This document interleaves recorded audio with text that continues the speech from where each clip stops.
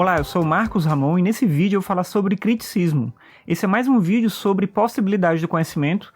Tem várias respostas para essa pergunta, se é possível conhecer ou não, e o criticismo é uma delas. O criticismo ele procura ser uma postura intermediária entre o ceticismo e o dogmatismo. E essa teoria vai afirmar que é possível conhecer a realidade, mas a gente não pode conhecer tudo.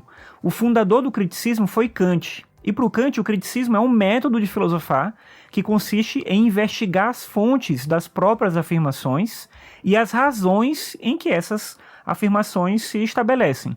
E aí, quando ele vai refletir sobre a possibilidade do conhecimento, ele vai estabelecer a diferença entre conhecimento a priori e conhecimento a posteriori. Eu já falei sobre isso em outro vídeo, mas acho que é importante retomar aqui. Conhecimento a priori é todo aquele que é independente da experiência. Por exemplo, se eu digo assim: todo triângulo tem 3 lados. Nessa frase, o predicado da frase ele já está incluso no sujeito, porque o conceito de triângulo é exatamente possuir 3 lados. Então, o juízo a priori ele é chamado também de juízo analítico, porque ele serve apenas para explicitar o que a gente já conhece. Ele não acrescenta elementos novos àquilo que está sendo dito. Por outro lado, o conhecimento a posteriori é todo aquele que é adquirido depois da experiência. Um outro exemplo aqui, para a gente pensar sobre o que é conhecimento a posteriori. Se eu digo assim: essa bola é branca. Essa frase que eu estou dizendo agora, diferente da anterior, ela não é autoevidente, porque existem bolas que são de outras cores. Então, para saber se essa bola especificamente é branca, eu preciso ter contato com ela, eu preciso ver essa bola. Por isso que esse tipo de juízo é também chamado de sintético, pois sintetiza conhecimentos ou percepções diferentes, acrescentando algo ao conhecimento. Então, de novo, no juízo analítico, a gente tem um predicado que está incluso no sujeito, então ele é evidente ali o que está sendo dito, e no juízo sintético, no juízo a posteriori, a gente tem algo que se acrescenta ao sujeito. Então, a priori, analítico, sintético, a posteriori. Mas uma outra coisa importante de dizer é que os juízos analíticos eles são necessários e universais. Lembra que necessário é aquilo que é e não pode não ser. E ele é universal, ele vale em qualquer lugar. Aquele exemplo que eu falei, né? Todo triângulo tem 3 lados. Em qualquer lugar, em qualquer circunstância, essa frase ela tem o mesmo sentido e ela vai se referir à mesma coisa.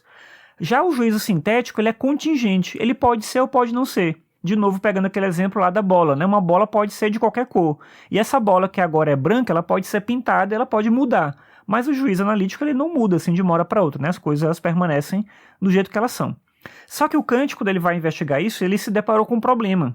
Justamente ao investigar os juízos científicos, os conceitos científicos da física, da química, por exemplo. Pela definição, eles são conhecimentos sintéticos, porque eles são dependentes da experiência e eles acrescentam conhecimento.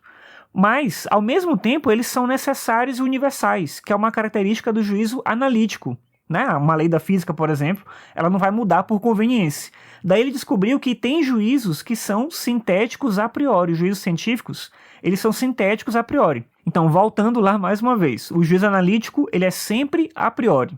O juízo sintético, a princípio, ele seria sempre a posteriori, mas aí o Kant descobriu que tem, então, juízos sintéticos que são a priori, que são juízos científicos. O motivo pelo qual existem juízos sintéticos a priori tem uma relação direta com a possibilidade do conhecimento que é discutida dentro da teoria do criticismo.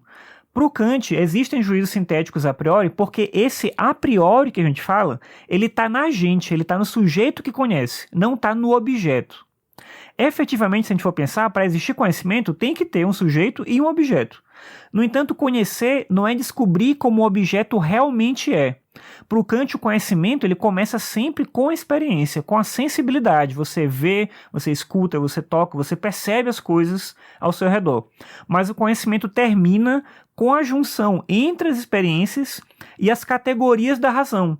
Por exemplo, tempo, espaço, causalidade, ele vai dizer que são categorias a priori. Elas já vêm com a gente, elas estão com a gente, não é uma coisa que você adquire a partir da experiência. E também são a priori porque são universais, são necessários. Então olha só, quando eu falo a palavra árvore, ou quando eu falo a palavra maçã, ou eu mostro imagens dessas coisas para você, você entende o que eu estou falando porque você consegue estabelecer uma conexão entre os conceitos, de árvore ou de maçã, e as imagens e a sua experiência concreta. Não tem um conhecimento, então, que é fora da realidade. Se eu falar uma palavra que você não tem a menor ideia do que quer que seja, uma palavra em outra língua, por exemplo, você não vai conseguir estabelecer uma relação imediata. Talvez você faça uma relação entre aquela palavra e algum som, alguma coisa que você acha que pode ser e tal, mas você não sabe que uma coisa é aquilo que ela de fato é, se esse conhecimento ele estiver fora da sua experiência. Não tem como você fazer isso.